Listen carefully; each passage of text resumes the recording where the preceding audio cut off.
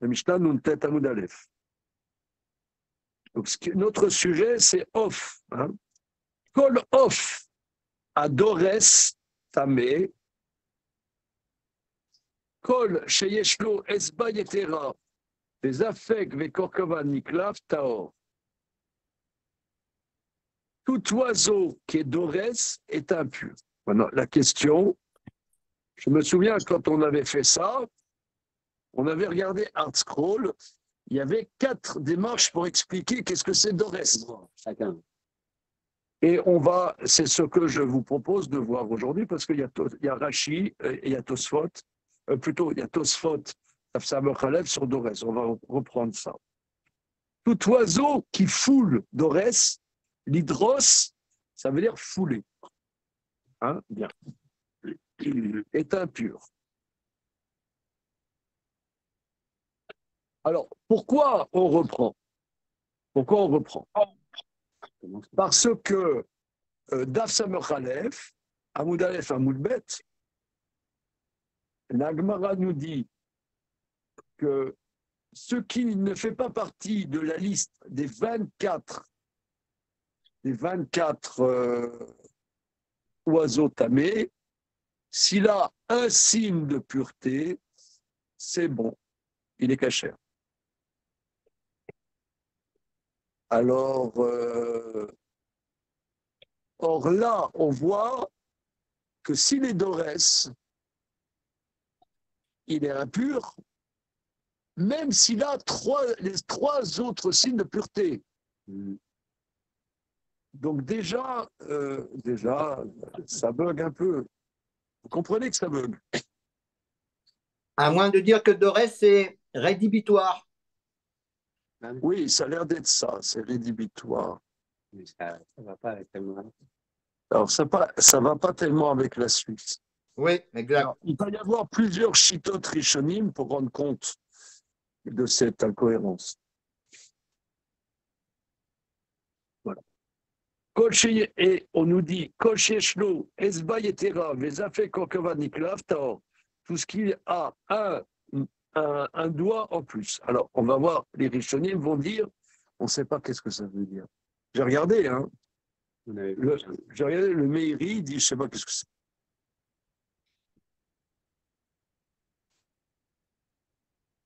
Alors, ça fait qu'on sait aussi, alors, moi je dis, c'est le jabot. Mais le Meiri, j'ai vu là, il dit, je ne sais pas qu'est-ce que c'est. Ça fait qu'il dit, je ne sais pas ce que c'est. Ben, c'est le jabot. C'est clair. Mais il y a des rishonim qui discutent là-dessus. Alors, Korkovan Niklav, alors ça c'est clair. C'est le gésier qui a la peau interne qu'on peut enlever facilement et plus. S'il a un Korkevan, mais pas Kenikla, ça sera un problème? Oui, c'est-à-dire que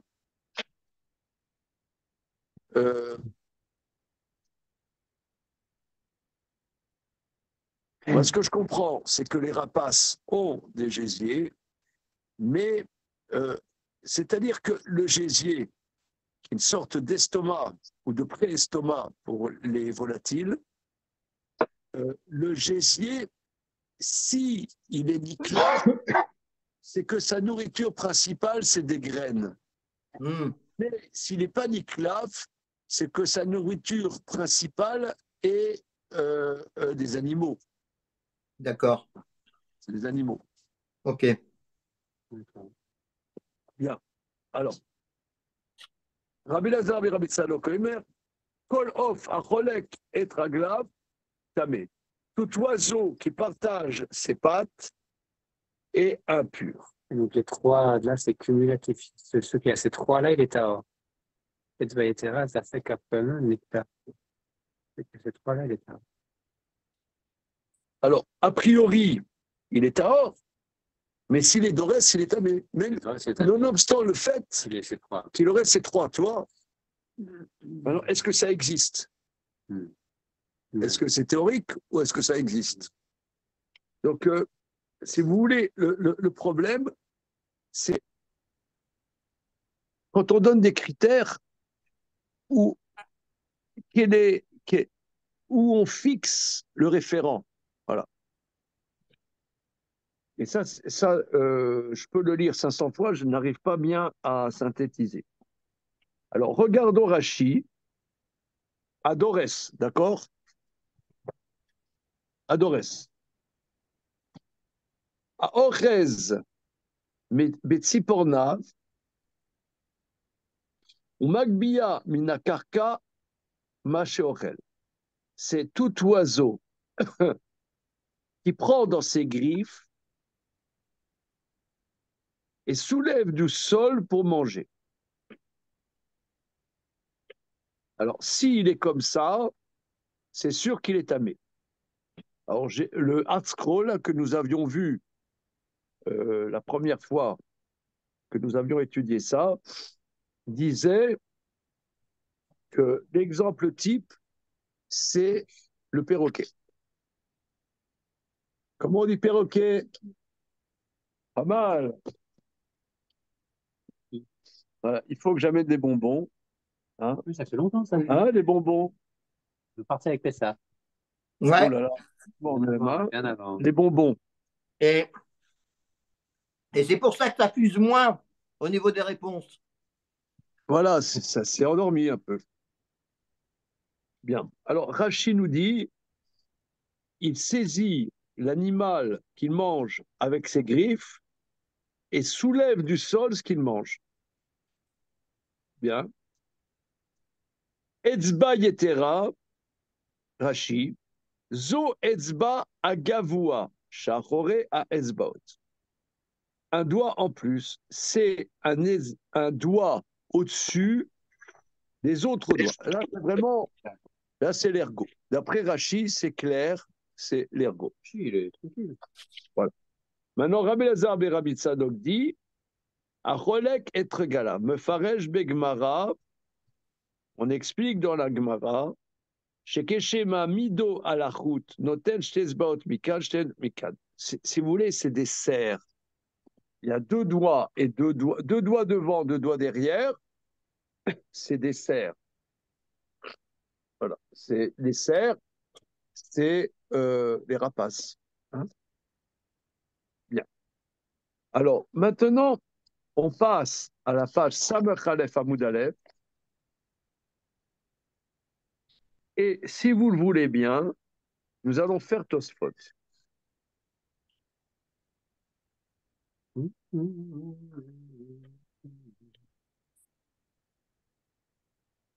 Parce que, voilà. Donc, Tosfot, ici, il y a trois Tosfot qui, en vérité, sont relatifs à la Mishnah. Vous voyez, Kol of Adores Tamé Shaya. Ouais. On n'entend plus. Ouais. C'est bon? Kol of Adores Tamé. Tout oiseau d'Ores Tamé. Vim Thomas. Et si tu me dis, Iri Kim Leu les Rabanan Ach Milta. Comment nos maîtres peuvent-ils être sûrs de ça? Vechi Kanigé ou Balistari Ayou. Voilà. Est-ce qu'ils étaient des explorateurs de l'Amazonie chez Batkou Kol Aufot Torin, qu'ils ont vérifié tous les oiseaux purs, Ve'en Shum of Taor Dores, et qu'il n'y aurait aucun oiseau pur qui foulerait. Amar le Kaman, mais nous allons voir plus loin, d'Afsano Gimel Amoudbet, les Ofot Orim En Mispar, que les oiseaux purs sont innombrables. Sont innombrables.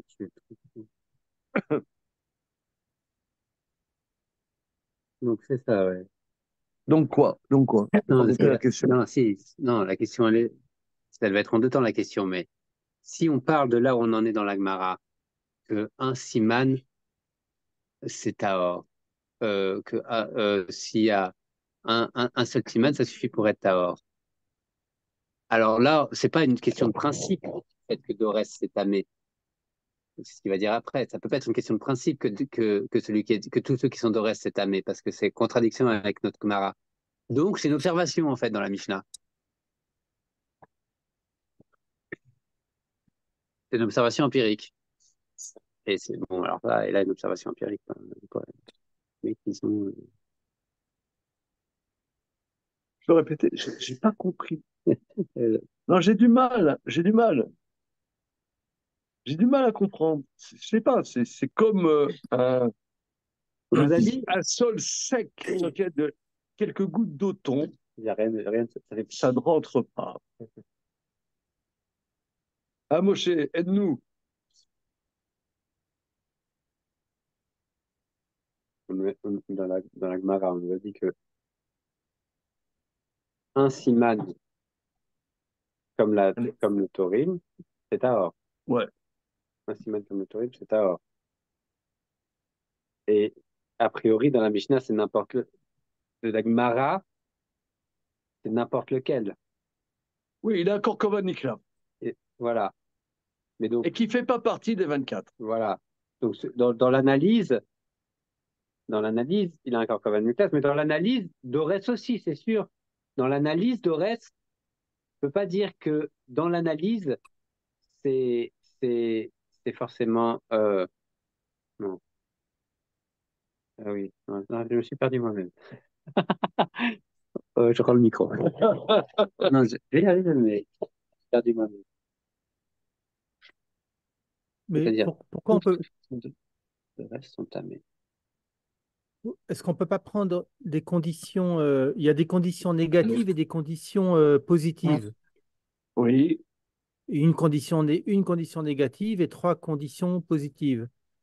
Quel est le problème de dire qu'il faut qu'elles se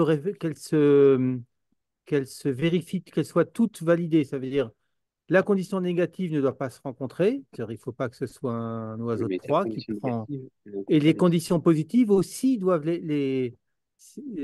aussi s'appliquer.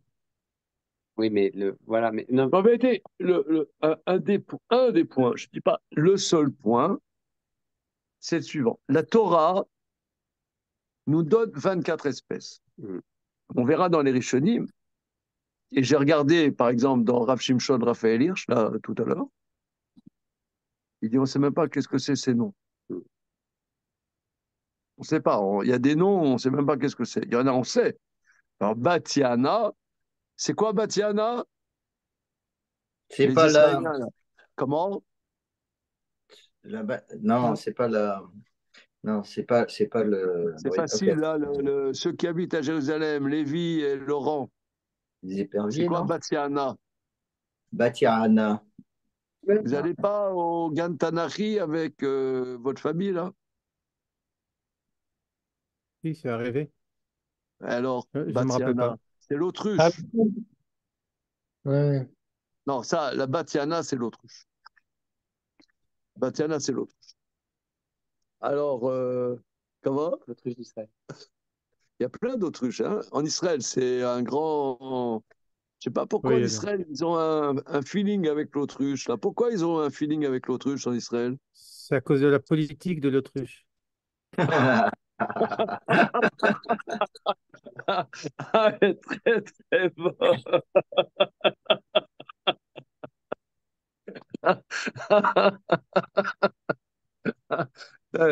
Là, c'est ontologique, hein, ça restera, c'est très bien. Merci. Bon, Batiana, bon, on sait qu'est-ce que c'est. Mais il y a plein d'autres dans les 24 qui sont cités dans la Torah. Nous, les Rishonim, on ne sait même pas qu'est-ce que c'est. Alors, on peut dire, et j'ai vu ça dans des commentateurs, que comme on ne sait pas bien qu'est-ce que c'est, la Torah nous donne des simanim pour discerner quels sont ceux qui ne sont pas Tahor et qui sont les 24. Si tu vois qui ont ces signes, par exemple, qui est d'Orès, si tu vois l'animal qui est d'Orès, c'est sûr que ça fait partie des 24. Parce que si ce n'est pas des 24,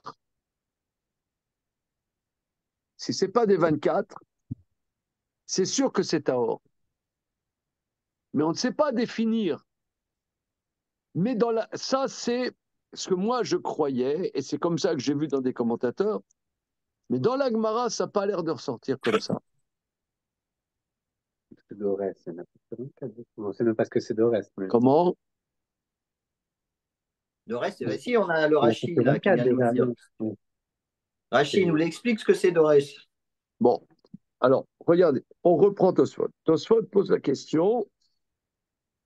Il y en a 24. La Mishnah nous dit, tout oiseau d'Orès, quelle que soit la définition de d'Orès, tout oiseau d'Orès Tamé. n'est pas caché. Alors, Tosfot dit, comment nos maîtres savent-ils cela? Est-ce qu'ils ont exploré toute la planète? Okay. Et la planète et les exoplanètes, évidemment. Okay. Voilà. Alors, VI alacha le Moshe Misinaï où? Alors, ça, c'est très intéressant. Maintenant, tu vas me dire que c'est l'Éternel a transmis à Moïse. Imken, l'amalé des Katav Rahmana Paras Veosnia Tarvayu. Si c'est comme ça, pourquoi la Torah écrit-elle Paras Veosnia? L'olirtov oto, c'est Dores, et Memanavsha, Chanminayu Doresh, Shen Bechol Echad, et l'Achad Siman Shel Tahara. Veoto, chez basé, et no basé, Kelemrar Begmara. Ouais, c'est ou l'un ou l'autre. Tu n'as pas besoin de les citer. À partir du moment où tu mets le postulat, le klal, que tout animal d'Orès, il est tamé, bah ça y est, tu n'as pas besoin de dire et celui-là, et celui-là, et celui-là. Voilà, ouais. Donc, ça, il y en a un des deux entre le Pras et le Znia qui est d'Orès, c'est sûr. Il y en a un des deux qui est Tu n'as d'Orès. pas besoin d'une liste à partir du moment où tu donnes le postulat. Oui, c'est-à-dire, si c'est Alacha le Moshe Misinaï, un de Osnia du Paras n'écrit pas, parce que c'est sûr qu'il y en a un des deux qui ont trois signes, parce qu'on a dit, ils ont trois signes de pureté. Ils ont trois signes de pureté. Donc c'est indubitable que un des deux est d'Orès.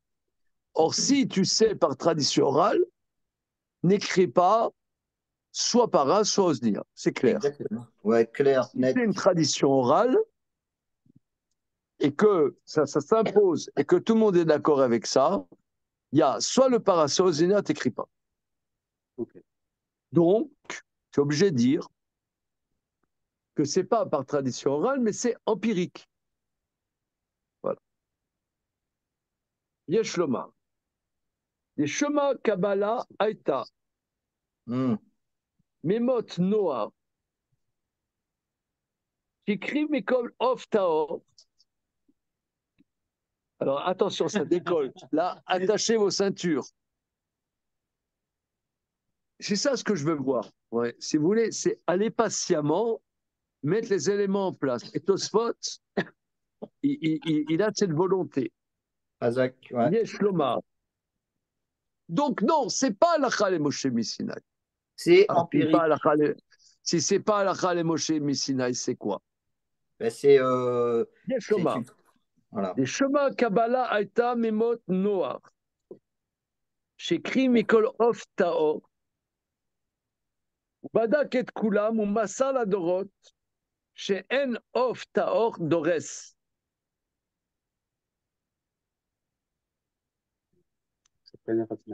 אבל בשסוע לא שייך למימר אחי, ואין זה מין בפני עצמו, אלא ולד בהמה, כי הייתה בהמה פלט. Oui, parce que la chessoua, c'est un mutant. C'est un mutant, un genre de... Ouais, avec deux colonnes vertébrales. C'est un genre comment dire, de siamois qui vient d'oiseaux purs. Ok, la chessoua, c'est pas ça. Mais il faut dire, parce que, alors ça aussi, c'est une grande question, Comment il savait? comment il savait qu'elle était pure, pas pure? Parce que c'est écrit. Ouais, Il c'est a facile, il amené, est par 2 ou par 7. est-ce que c'était par 2? Est-ce que c'est par 7? Rachi, que dit Rachi là-bas? De là, on voit que Noah a appris toute la Torah Kula.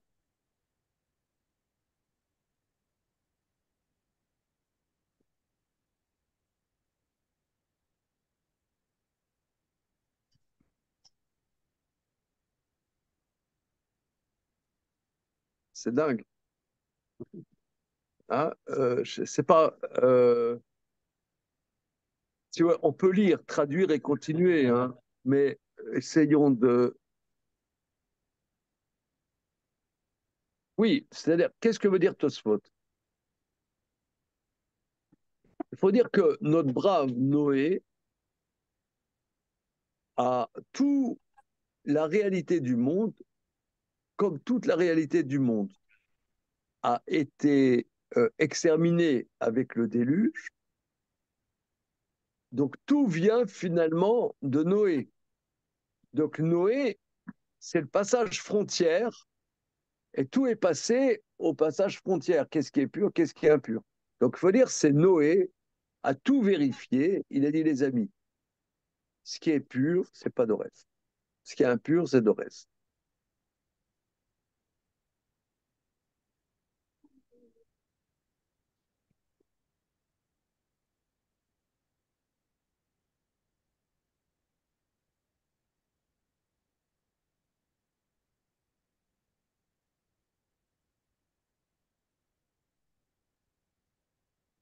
Alors la question subsidiaire, Rachi nous dit, de là on apprend que Noé a appris toute la Torah Kula. Alors qu'est-ce que ça signifie? Qu'est-ce que ça signifie que avant le don de la Torah, il y avait des gens qui connaissaient toute la Torah. Ça voulait dire quoi? On a travaillé un peu ça dans le Tiferet Israël, dans les premiers chapitres du Tiferet Israël. Tous? Il n'a pas abordé nous. Non, Il est à vote. non, mais bon, ça change rien quant au fond.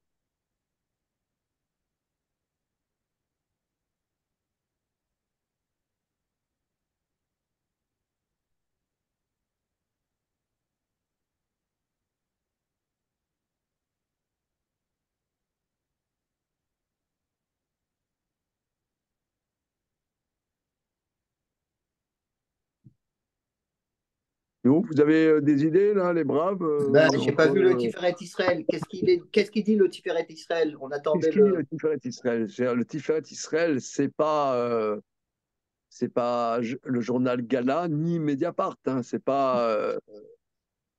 Ah bon? Ah bon, il n'y a pas C'est, des photos sur la Côte d'Azur? Ah bon? Non, t'as des photos de Bibel. euh,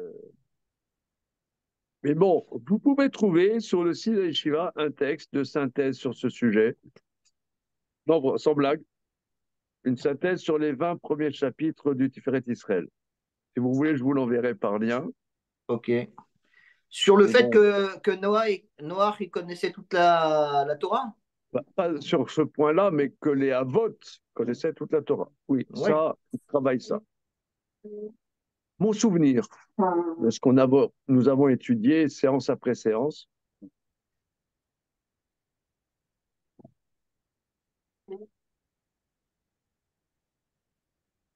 Quel est ton souvenir, monsieur Damien?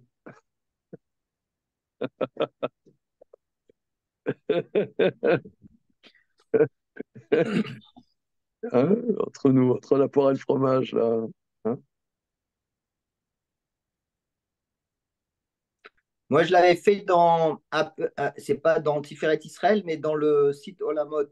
C'était quoi les Havot? C'était quoi? Est-ce que c'était des Yeridim? Est-ce que c'était des Guérim? Est-ce que c'était des Juifs?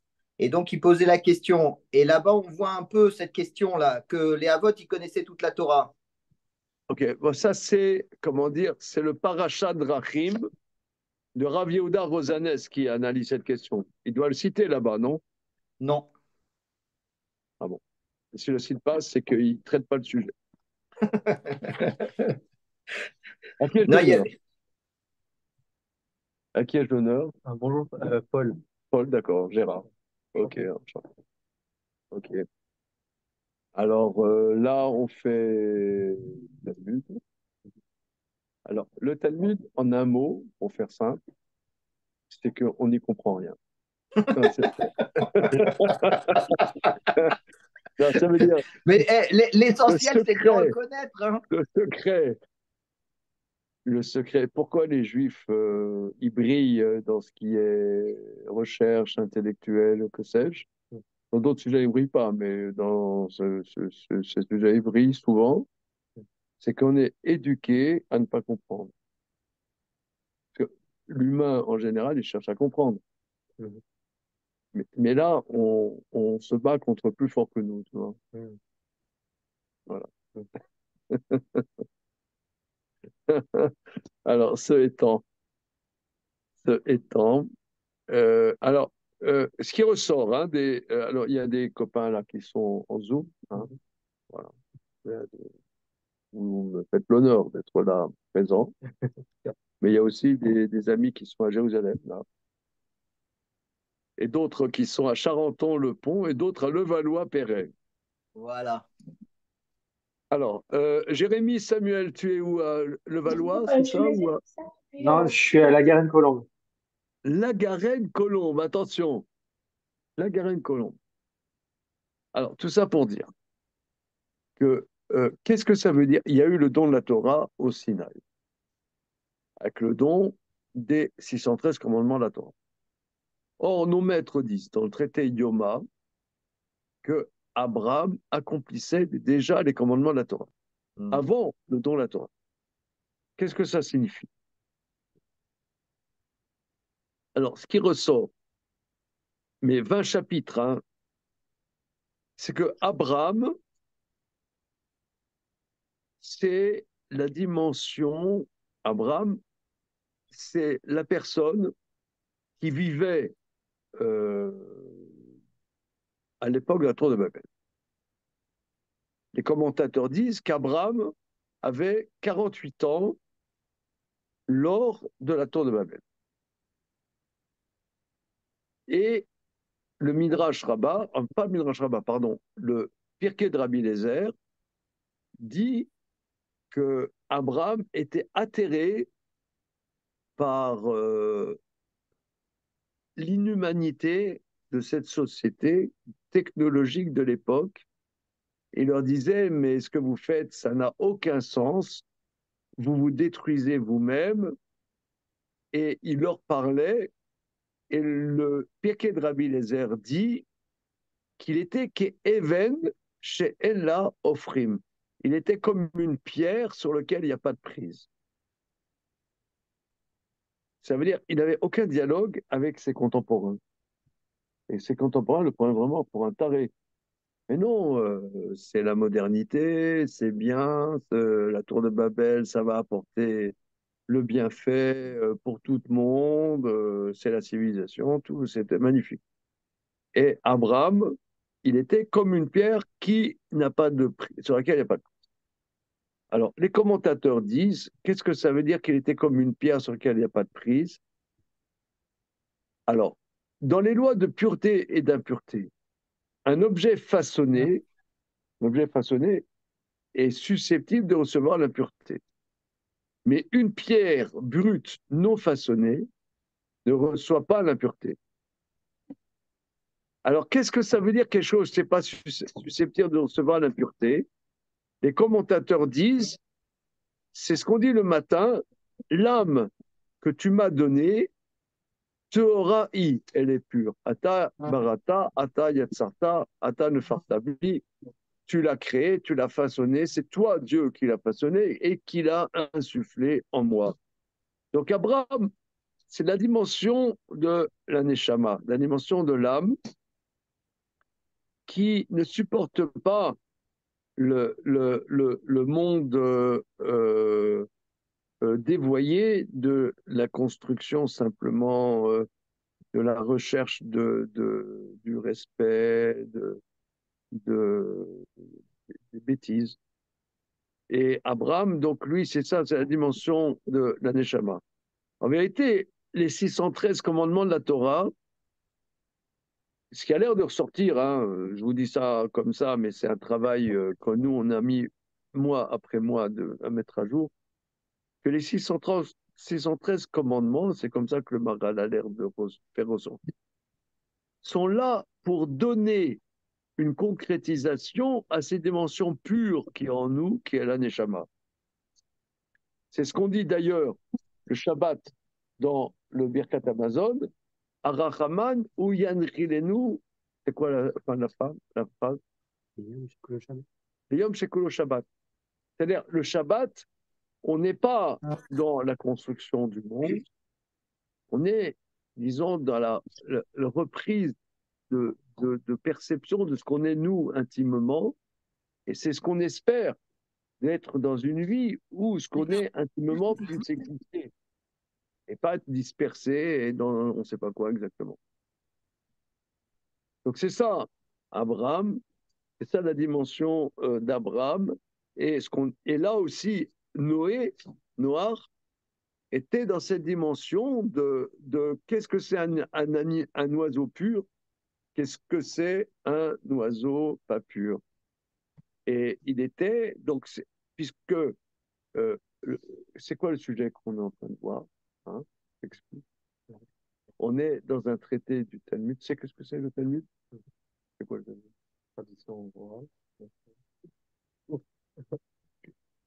Oui, alors, mais tradition orale, mais c'est écrit. Oui. Alors, oral, c'est écrit.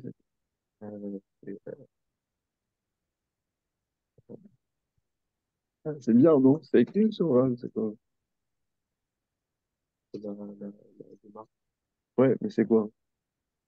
De l'oral écrit. Ouais, c'est oral, c'est écrit. Ah, c'est bien, non? Ok.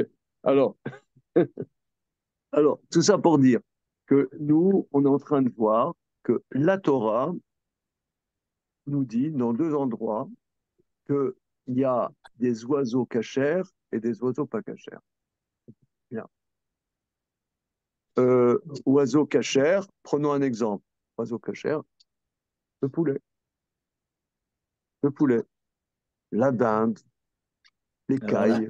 alors la dinde, il y en a beaucoup qui ont, comme tu disais, qui ont une D'accord, tradition. d'accord. Je t'ai tendu un bâton pour que tu me tapes avec. D'accord. Mais bon, la dinde, disons, c'est caché. Euh, le pigeon, c'est caché. Tu peux me dire des oiseaux pas cachers? Pas la liste, mais... À vue de nez. À vue de nez, je dirais des oiseaux de proie, peut-être. Oui, très bien. Ouais. Très bien. Les oiseaux de proie. Par exemple, l'aigle. Alors, l'aigle, c'est écrit dans la Torah. L'aigle n'est pas cachère. L'épervier n'est pas cachère. Le hibou n'est pas cachère. La chouette n'est pas cachère. On a dit il y a 5 minutes, l'autruche n'est pas cachère. C'est pas un oiseau de proie, hein.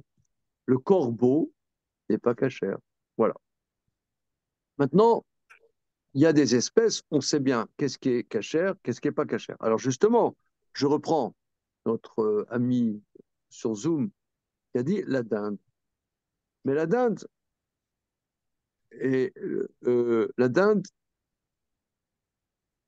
elle vient d'Amérique. Quand ceux qui ont découvert l'Amérique ont trouvé un oiseau qu'ils ne connaissaient pas. Si je me mets, c'est pour ça qu'on dinde, parce qu'ils croyaient que c'était l'Inde. Ah ouais. Ils croyaient que c'était les Indes. Ah Ils n'avaient ouais, pas connecté. Ils n'avaient pas connecté que c'était un continent. Comment? Ça s'appelle Turquie en anglais. C'est bon. La Turquie. Ouais, ok. donc, ouais, ok. Oui, mais en hébreu, c'est Hodou.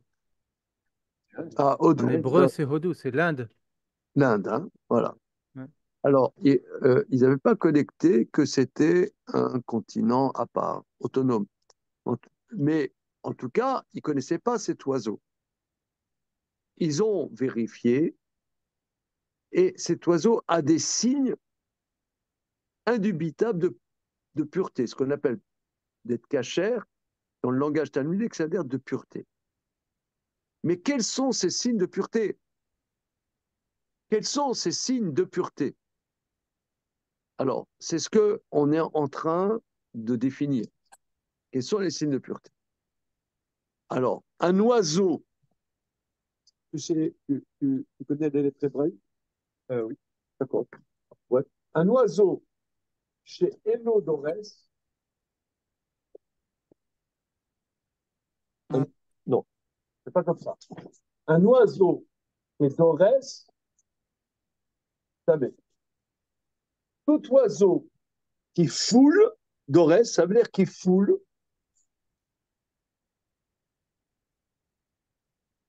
est un.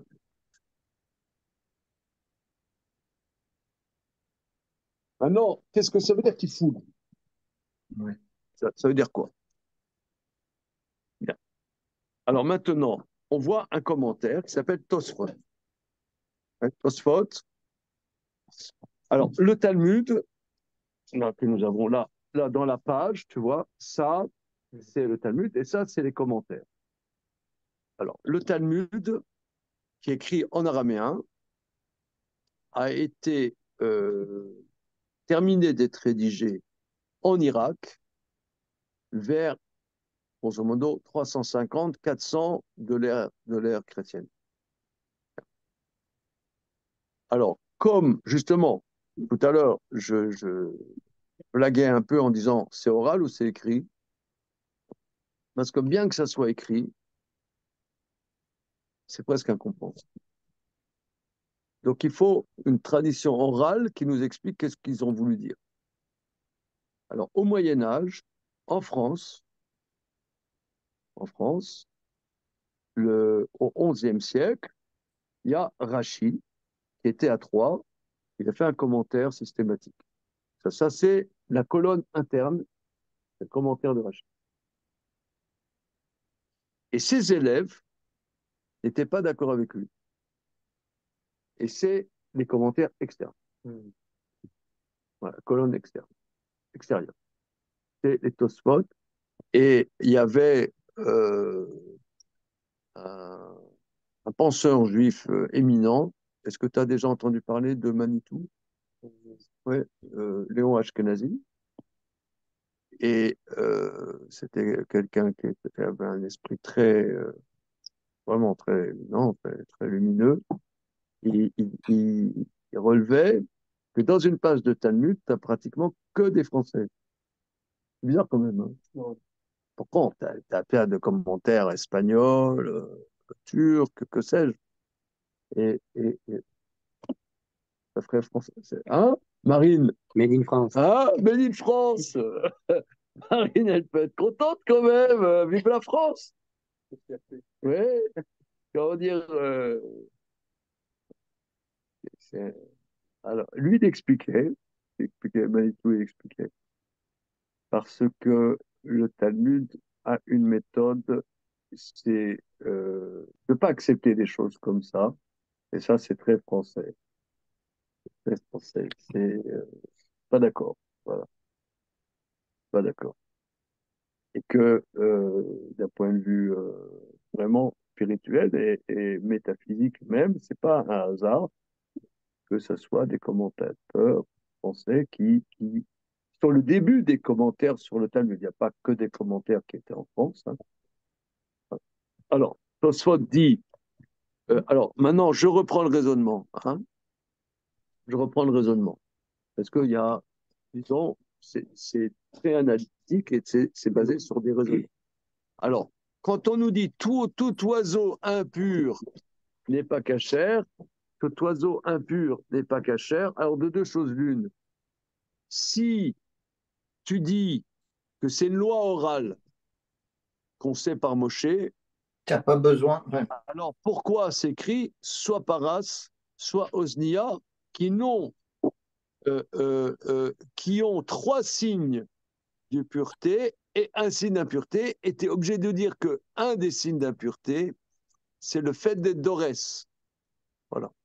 Donc il faut dire que finalement, ce n'est pas une tradition du Sinaï, que c'est toute la réalité du monde, selon notre tradition, vient de Noé, et que le goulot de toute la vie sur Terre vient de Noé, et que Noé a transmis, j'ai vérifié, ce qui est d'Orès n'est pas caché. Moi, c'est ça qui ça m'interpelle Oui. par rapport à tout ce que vous avez développé sur Abraham. Et justement, là, par rapport à Noé. On voit Abraham, vous avez dit, c'est l'impureté, que la pureté, etc., ça a pris sur les réalités façonnées et pas sur la pierre. Et donc, ok. Et non, c'est juste ce fait que, pour dire cachère, pas cachère, on parle de pureté et d'impureté. Dans ces réalités créées par Dieu, pas façonnées par l'homme du tout, il y a une prise de la pureté et de l'impureté. Ouais. D'accord. Toujours un peu. Parce que ce point-là que Noé il a perçu, dans ce qu'a dit le Maharal, je vois pas, ça rend pas compte de ce point-là. Enfin, cette impureté, ce rapport à l'impureté-là. Oui, non, c'est-à-dire que je reprends la question de Damien. Non, c'est Je pas ce reprends la qu'il a dit le question de Maral Damien. déjà. C'est-à-dire que si finalement on n'a pas la Torah, Hmm. hein, on n'a pas la Torah, et tu as quelqu'un comme Noé, il va voir quel animal, quel oiseau il met dans l'arche. Est-ce qu'il en prend 2? Est-ce qu'il en prend 7? Bien. Alors, et il y a des animaux qui, selon, on pourrait dire, son exigence intérieure, il comprend pas que Dieu lui a enseigné, mais il le comprend, que ce sont des animaux impurs. Alors, monsieur, si j'ai bien compris votre question, tu dis comment peut-il avoir de l'impureté qui vient de Dieu, Hmm. hein? Ouais, voilà, Puisque, relisons Spinoza, hein, tout ce qui est de la nature est bon. perçoit dans la création même. Bah, ça, c'est Il y a pas des seulement sur Palgeta. c'est pas Ok. seulement sur le Alors, Maharal, hein. Alors, alors, Bah, c'est non, sur. c'est lié proprement au règne animal. comment? Alors, il me semble, peut-être on peut répondre simplement, qu'en vérité, Zéléomadze. ça, Ramban, Nachmanides, dans ses commentaires sur les animaux cachers et pas cachers, il le développe, les oiseaux cachers et pas cachers. J'ai pas pensé d'ailleurs à ce qu'on le voit, parce que c'est vraiment dans le sujet. Il faudrait voir Ramban, qu'il explique qu'est-ce que ça veut dire qu'il y a des choses qui sont pas cachères. Tout est bon dans la nature, hein? Comme disent les Français, tout est bon dans le Zélé. cochon. Alors, c'est un des trucs vraiment basiques que nous, on n'a pas le droit de manger, c'est le cochon. Et les Français, ils disent, tout est bon dans le cochon. Quand même, c'est pas gentil. Ouais, ça, c'est pas gentil. Alors, euh, je, me, je propose de dire simplement, en vérité, je pense qu'on peut répondre simplement, qu'en vérité, l'œuvre de Dieu est parfaite. C'est-à-dire, dans l'absolu, l'éléphant n'est pas cachère, mais il est parfait. L'aigle, il est parfait. Tout est parfait. L'œuvre de Dieu est parfaite. Mais nous, humains, c'est déséquilibré par rapport à nous. On n'a pas, on n'a pas la force spirituelle d'intégrer tous ces éléments dans notre vie. C'est-à-dire, est-ce que je peux, moi, en tant que talmudiste, aller dans une boîte de nuit, faire le zozo un samedi soir, et prendre de l'ecstasy et m'éclater.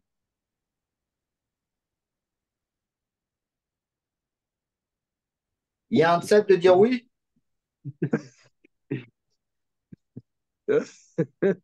Meilleur que ça. C'est une question. Dans Ça a l'air d'être l'absolu, une question c'est ouverte, c'est bien. une question complètement Non, fermée. dans l'absolu, c'est bien. Je veux dire, Ne dis pas ce que vous faites le samedi.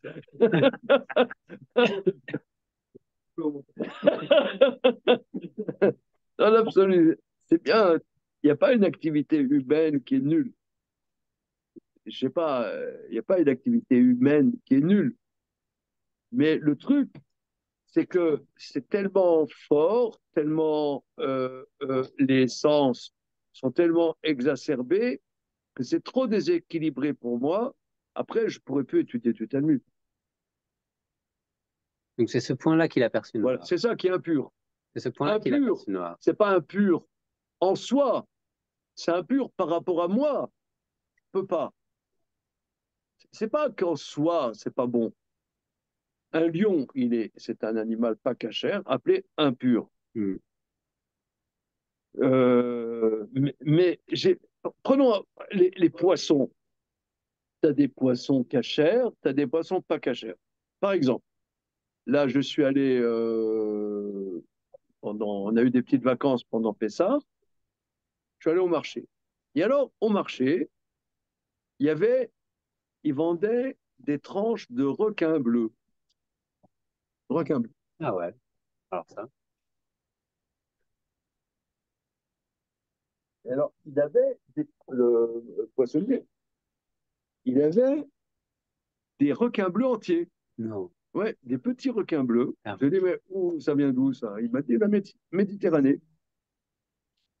Ils sont amenés là, dans le 20e arrondissement, des requins bleus. Je dis, c'est bon? Ah ouais, c'est très bon. C'est comme la roussette. Et la roussette, je sais pas, c'est pas cachère, la roussette, c'est une sorte de requin. D'accord. Donc, vous en vendez beaucoup, là? Je lui ai dit, ouais, ouais, je vends bien, c'est bon, c'est très bon. Alors, par exemple, ça, c'est pas caché. Alors, Nachmanide, quel problème? Quel problème? Alors, c'est que par rapport à, à la vie spirituelle qu'un juif doit vivre, on n'a pas la force d'intégrer ces choses-là.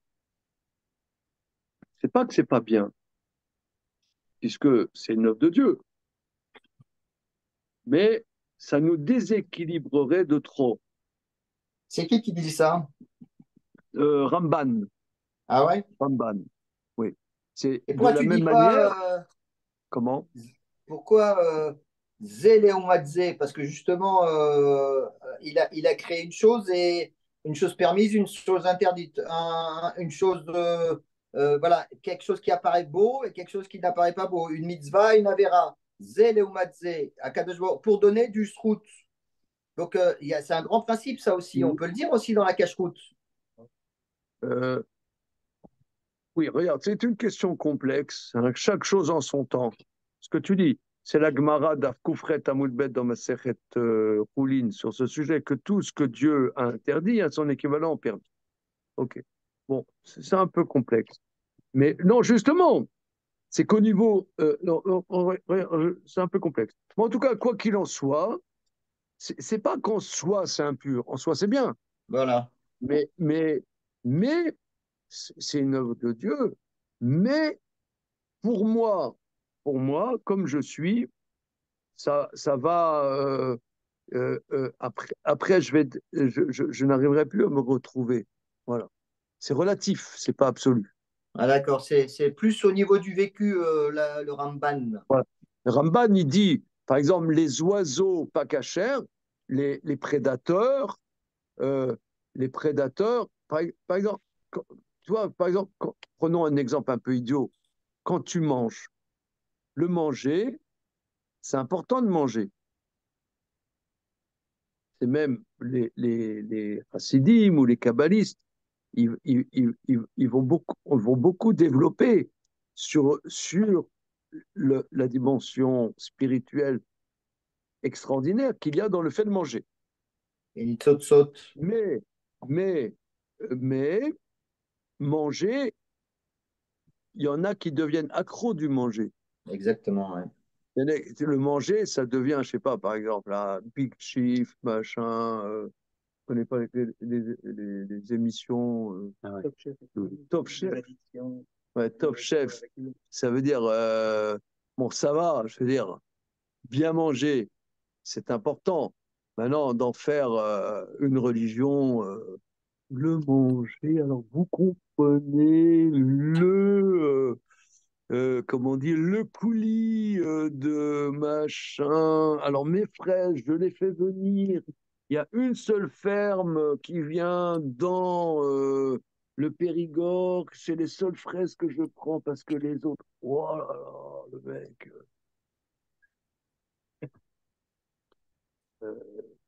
Ouais. Euh,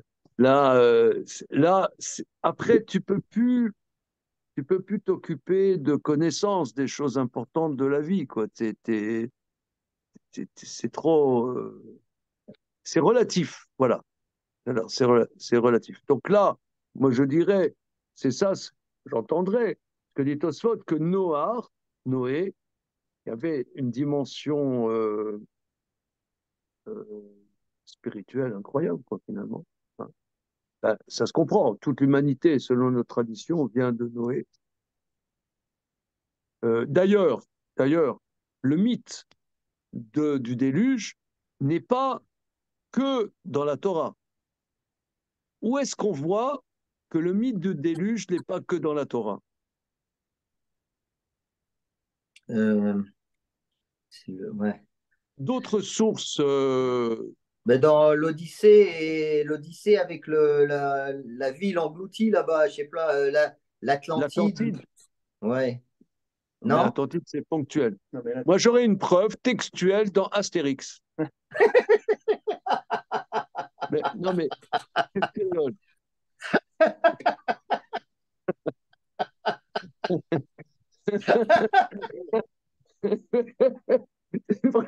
Une preuve textuelle. Alors, C'est- on cherche des trucs savants. non, mais regardez, vous allez voir, c'est scientifiquement prouvé. Il dit une seule chose, que le ciel ne nous tombe pas sur la tête. Par Bélénos, la seule chose que le ciel ne tombe. Non, mais ça veut dire que dans les mythes gaulois, leur seule préoccupation, c'est que le ciel ne tombe pas sur la tête. Et tu regardes, effectivement, dans l'histoire des religions et des mythes, etc., c'est même dans les mythes des Indiens d'Amérique et d'Amazonie, etc., il y a le déluge. Il y a le déluge. Donc c'est un truc, il y a eu un truc comme ça. Hein. Ça, c'est international. Vous lisez les trucs sur les mythes, machin, bidule. OK. Maintenant, Tosfot d'après. C'est clair. C'est clair. Non, mais C'est il est énorme ce Tosfot parce qu'on voit que incroyable. Là, voilà. Oui, on apprend que Noah, finalement, on se base sur Noah et c'est empirique et c'est pas voilà. Kabbalah, les Moshe Missinaï. Charlie, tu as 1000 fois raison. Là, un Tosfot de derrière les fagots, il est absolument incroyable. C'est énorme. On y va doucement, on continue. Alors, Adorès. Donc, Rachid nous a expliqué qu'est-ce que c'est un oiseau Adorès.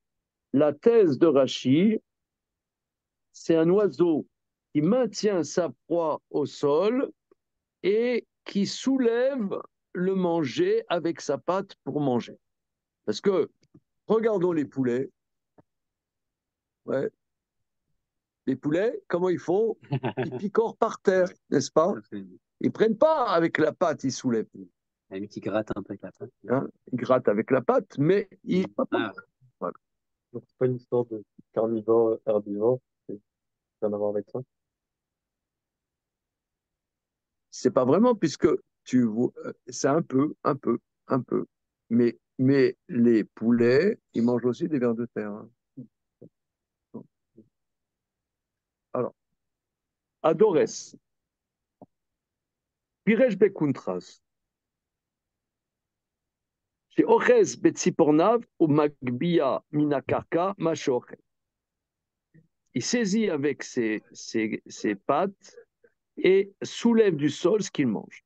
Cacher les Rabbenoutam. Une question pour Rabbenoutam. Rabbenoutam, en l'occurrence, petit-fils de Rashi. Dea, Afilou, Tarnagolet, Osaken. qu'est-ce qu'il a?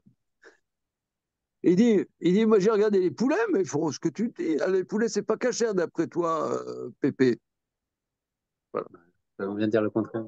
Moi j'ai dit le contraire il y a 2 minutes. Ouais. Peut-être les poulets en Champagne au Moyen-Âge, ils étaient un peu Ils étaient plus plus acharnés, dégourdis. plus dégourdis, c'est ça.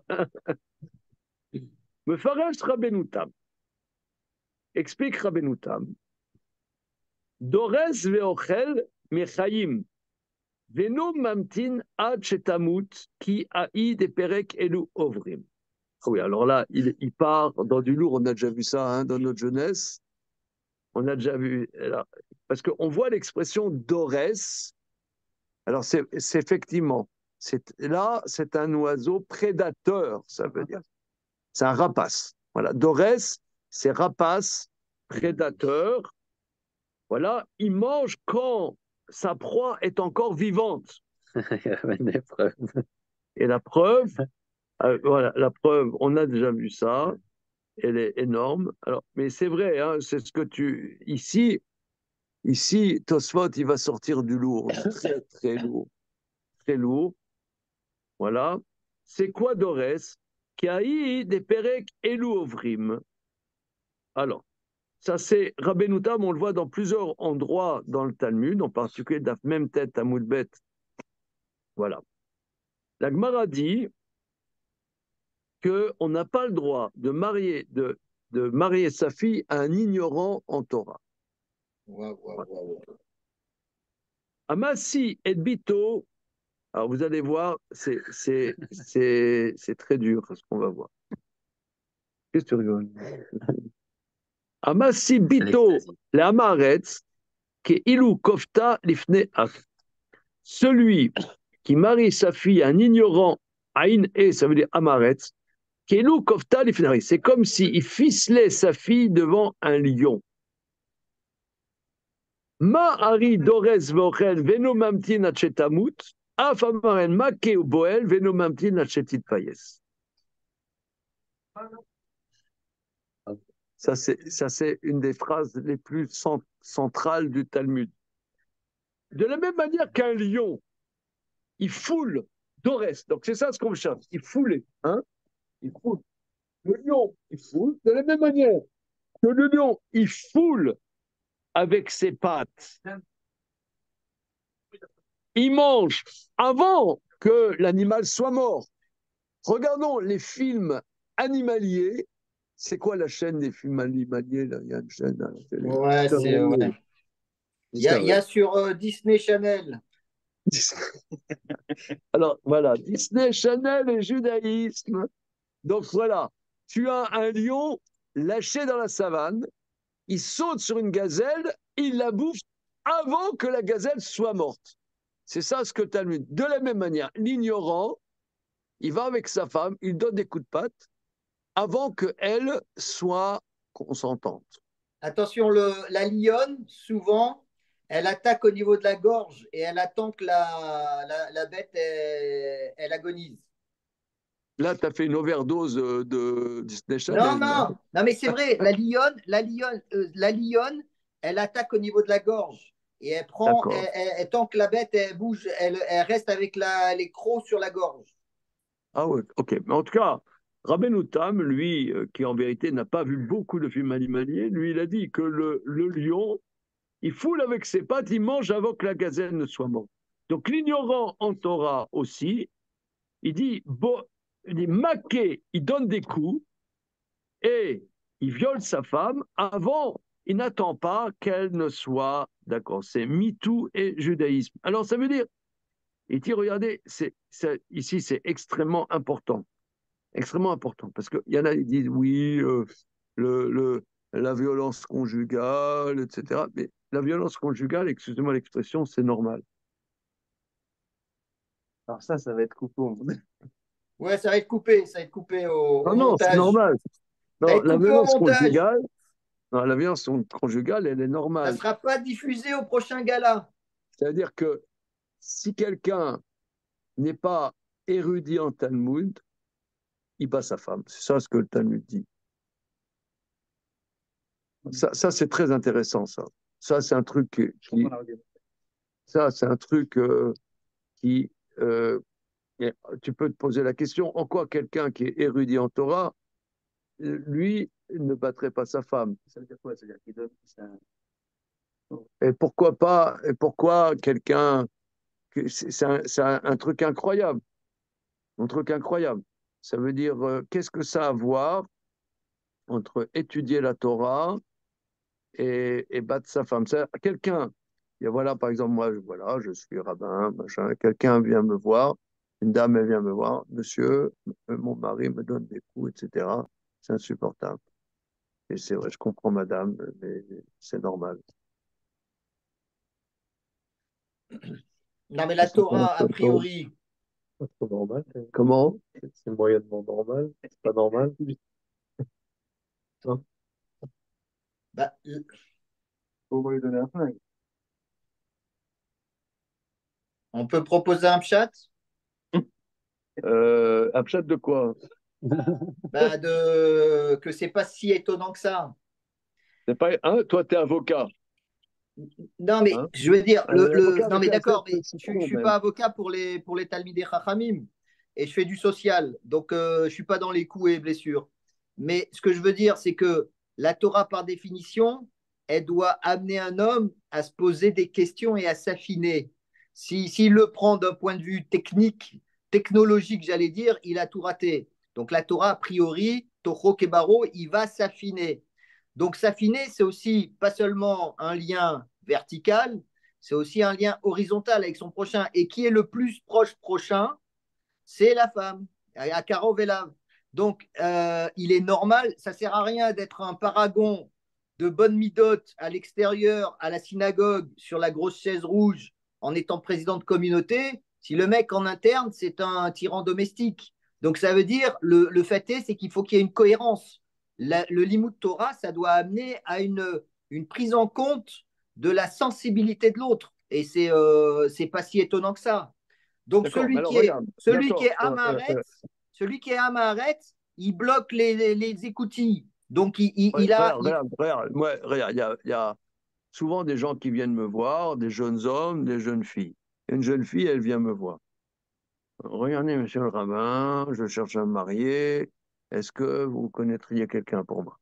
Ok, d'accord. Mademoiselle, quel genre de jeune homme vous cherchez? Gentil, gentil. Ah, voilà. Monsieur, tu m'as compris. Toujours, la première chose qu'elles disent, c'est gentil. Or, or, or, le Talmud dit, quelqu'un est gentil, ignorant en Torah, il va l'abattre. Alors c'est vrai, vous allez me dire, mais c'est pas bien, d'accord? Mais le Talmud dit, il va l'abattre. Vous entendez ça?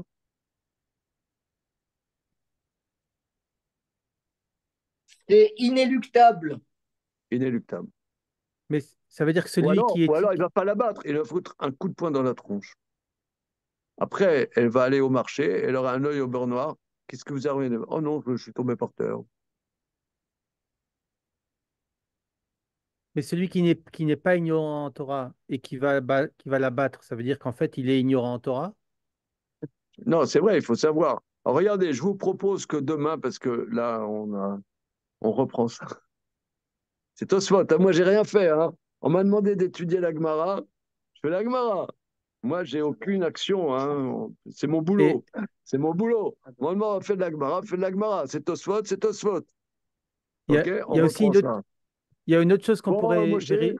c'est là, j'attendais que tu disais ce mot qui me casse le moral. Il y a une autre chose qu'on peut vérifier peut-être pour demain. C'est est-ce que la poule tue le ver de terre avant de l'avaler? Pour pas faire comme le lion. Salut. Allez, bonne journée. Merci, bonne journée.